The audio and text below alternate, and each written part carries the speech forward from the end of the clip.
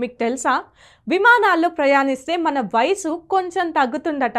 నిజమే, ఇది ఏదో సినిమా ఐడియా కాదు. ఐన్స్టీన్ చెప్పిన సాపేక్ష సిద్ధాంతం థియరీ ఆఫ్ రిలేటివిటీ వల్లే ఇది సాధ్యమవుతుంది.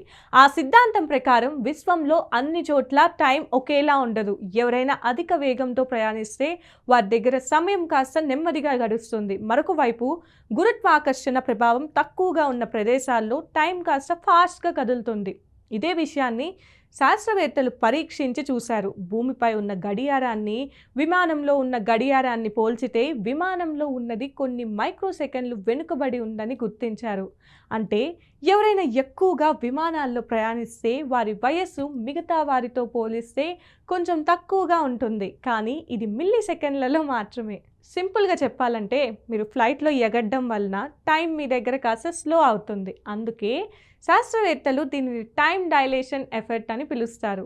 అయితే ఆందోళన చెందాల్సిన అవసరం లేదు, ఎందుకంటే ఈ తేడా చాలా చిన్నది, మనకు కనిపించదు కూడా. కానీ సైన్స్ పరంగా ఇది అద్భుతమైన నిజం.